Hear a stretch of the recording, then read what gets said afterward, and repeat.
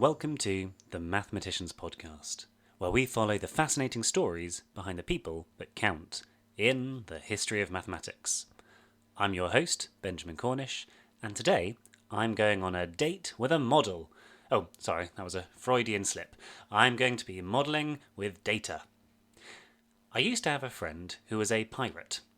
Every day he would go out and do piracy. Some days he would sink a Spanish ship, other days he would make a scallywag walk the plank, some days he might just download a film and burn it to a blank DVD. He was friendly enough and got on well with my other friend, the farmer, who also liked to heave a hoe. But one day he had been stealing raspberries, and the authorities caught him, red-handed. I'm sure you know what the punishment is for pirates caught by the Royal Navy. Well, when they told my friend, he said, "That's noose to me." And you can guess what happened next. But my other friend, the farmer, he had a very different lifestyle. One day, he asked me to pick him up from central London, where he was stood in the middle of Trafalgar Square, completely naked, holding one half of an accordion, and he said to me, "You'll never guess what just happened to me." And I never did. The point of these stories is to highlight how much easier it is to draw data from a model than model from a data. If I show you a double pendulum, you can possibly predict the chaos that will result from the bottom weight.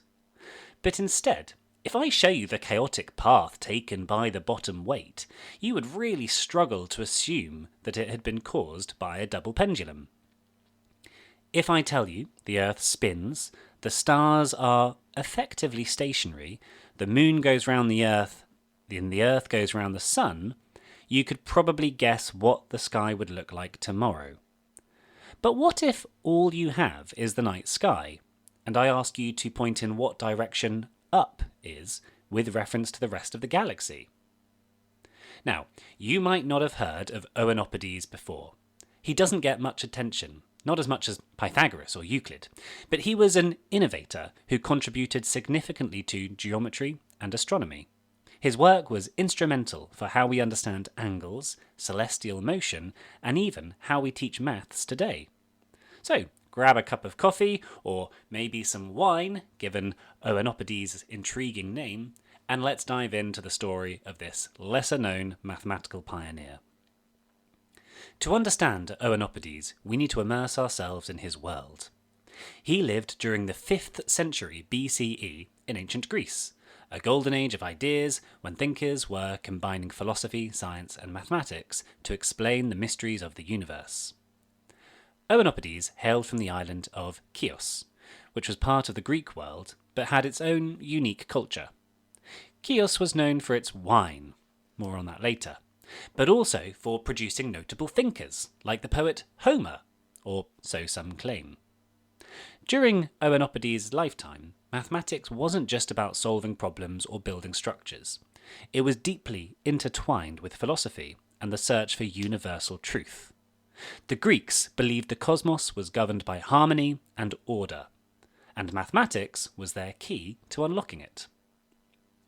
Let's start with one of Oenopides' best-known contributions to geometry. If you've ever taught or studied the basics of geometry, you know that constructing perpendicular lines and angles is fundamental.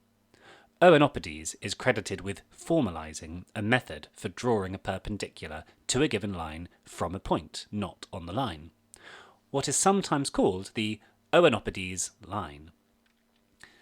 Circle, centered at the point, passing the line in two places, circle centered at one crossing point, passing the other, repeat for the other way around, line through the intersection of the last two circles.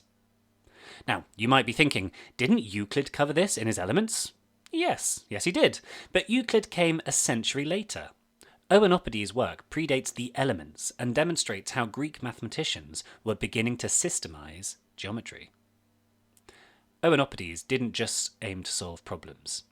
He sought to do so elegantly. The Greeks were obsessed with methodos, or methodological reasoning, and Oenopides was no exception. He emphasized that geometric constructions should rely only on a straight edge and a compass, tools that symbolized pure abstract reasoning. No measuring devices, no shortcuts. I should point out that these are not the only basis for geometric constructions. We can, for instance, use a rusty compass, which will only draw circles of a specific radius, or a marked straight edge, which allows us to translate a length, and thus draw a circle of the same radius as another line segment. Another tool we can use is a string with a bead, which allows us to draw conic sections. If we move into the world of 3 dimensions, you could use a 3D compass to construct spheres, and a plane to construct, well, planes. Although you would likely need to do this on computer software. In this sense, then, Oenopides was a geometrical minimalist. For Oenopides, geometry wasn't just practical, it was philosophical. The act of constructing shapes and solving problems was a way of connecting with the divine order of the universe. But Oenopides wasn't content to stay earthbound. He was also deeply interested in the heavens, and his most famous achievement comes from astronomy. So far, I've given the astronomers of the ancient days a wide orbit. As a general rule, I do not find ancient astronomy terribly interesting, as it is a little too focused on counting. There is also a blurred line between the mathematics of astronomy and the mystic woo-woo of astrology. Oenopides was one of the first thinkers to draw a line between astronomy and astrology, and, knowing him, this line was probably a perpendicular bisector. In his time, many people believed celestial movements directly influenced human affairs. Think of horoscopes and zodiac signs. But Oenopides took a more scientific approach. He argued that the heavens should be studied for their own sake, not as a way to predict personal fortunes. As a side note, I personally do believe that the actions of the heavens, or heavenly bodies, do affect our day-to-day lives. For instance, today, I chose to get out of my bed when the sun was in the sky. Now, this distinction might seem obvious today, but in Oenopides' era, it was almost heretical. His stance helped establish astronomy as a legitimate scientific discipline, separate from the mystical or superstitious practices. Oenopides is credited with calculating the tilt of the Earth's axis relative to the plane of its orbit around the Sun. Today, we call this the obliquity of the ecliptic, and it's about 23.5 degrees. Oenopides' method for calculating the tilt of the Earth's axis, or the obliquity of the ecliptic, relied on careful observations of the heavens and the application of basic geometric principles. While we don't have detailed records of his precise methods, historians have reconstructed plausible approaches based on the tools and knowledge available in ancient Greece. Here's a breakdown of how he likely arrived at his estimate. In ancient Greek astronomy, the motion of the sun and stars was observed against the backdrop of the celestial sphere, giant rotating orb, with the Earth at the centre, that contained the stars and the galaxies. The 2 key reference points Oenopides would have used are the celestial equator, an imaginary circle in the sky directly above the Earth's equator, representing the apparent path of the stars due to the Earth's rotation, and the ecliptic, the apparent annual path of the sun through the sky, tilted relative to the celestial equator. The tilt of the Earth's axis is reflected in the angle between the celestial equator and the ecliptic, known as the obliquity of the ecliptic. The ecliptic obliquity has become my new warm-up phrase before I start recording an episode, because it's very difficult to say. Oenopides didn't have telescopes, so he relied on observational tools like gnomons. These are vertical rods that cast shadows, sighting instruments, and possibly star charts. Here's how he might have calculated the tilt.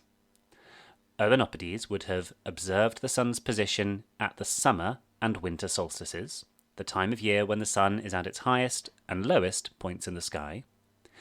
By measuring the sun's maximum altitude at these points, he could determine its declination, the angle between the sun and the celestial equator. At the equinoxes, the sun crosses the celestial equator and its declination is 0. Oenopides could have used the stars' positions at these times to identify the celestial equator's location in the sky. By comparing the sun's maximum declination at the solstices to the celestial equator, Oenopides would have measured the angle of the ecliptic's tilt.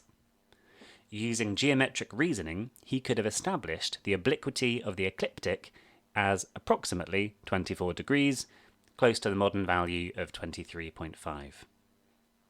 We like to think of ourselves in the current era as so technologically advanced, but honestly, I would not have been able to calculate this even with a modern telescope, compass, and stopwatch. To be honest, I probably couldn't even calculate this having just read out the instructions of how to do it, as many of these words are difficult to say, let alone understand. Now, this was no mindless hobby. Understanding the tilt of the Earth is crucial for explaining the seasons, the length of days, and the position of the sun in the sky.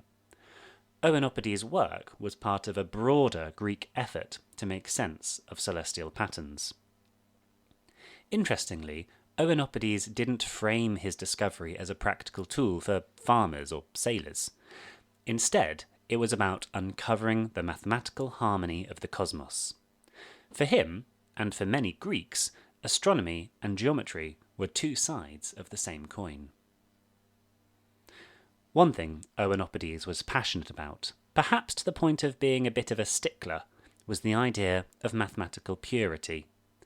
He insisted that geometric constructions should follow strict rules, no tools beyond the straightedge and compass, no shortcuts, and no reliance on physical measurements. This wasn't just about aesthetics, it was about maintaining the integrity of mathematics as a discipline. Oenopides' approach influenced later mathematicians, including Euclid, who built his Elements on these principles. If you've ever marvelled at the elegance of a well-constructed geometric proof, you have thinkers like Oenopides to thank. Oenopides was also a pioneer in teaching about the cosmos. He saw mathematics as the key to understanding celestial movements, and he likely used geometry to explain phenomena like the rising and setting of the sun, the phases of the moon, and the changing positions of the stars. Imagine him standing under the night sky with a group of students using simple tools to demonstrate the motions of the heavens. He would have shown them how geometry could model the cosmos, connecting the abstract world of mathematics to the tangible reality above their heads.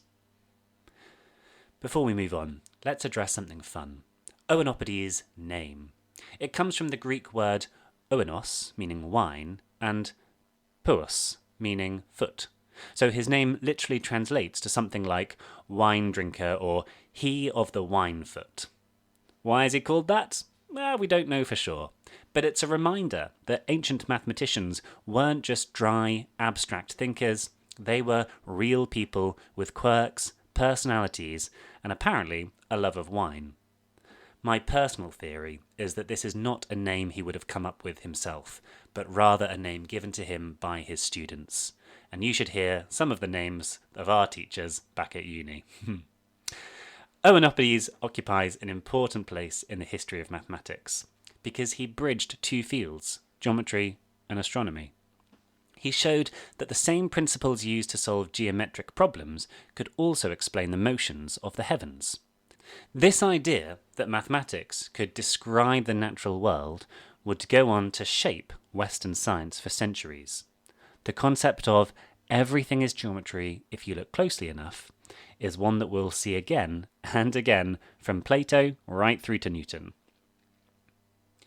Despite his contributions, Oenopides is often overshadowed by bigger names like Pythagoras, Euclid, Aristotle. Why? Partly because much of his work was absorbed into later texts, like Euclid's Elements, without direct credit. but his influence is still there in the methods we teach and the questions we ask. He's a reminder that progress in mathematics is a collective effort, built on the ideas of many minds, not just a few giants. So, that's Oenopides of Chios, a mathematician who measured the tilt of the Earth, formalised geometric constructions, and helped separate astronomy from astrology. He may not be a name that you know, but his work laid important groundwork for both geometry and astronomy, showing how mathematics could unlock the secrets of the cosmos. The next time you draw a perpendicular line, or marvel at the changing seasons, or even just use your feet to drink wine, spare a thought for Oenopides, a man who saw the universe in angles and arcs, and whose passion for mathematical purity still resonates today. Thank you for joining me on this ecliptic path. I hope the history hasn't felt too oblique. If you enjoyed today's episode, don't forget to subscribe to the Mathematician's podcast and share it with your fellow maths lovers. Next time, we will be appealing to the young people by keeping it hip. So don't go anywhere, because we will certainly not be moving, with a second mathematician from the town of Chios, Oenopides' pupil, Hippocrates. Until then, goodbye.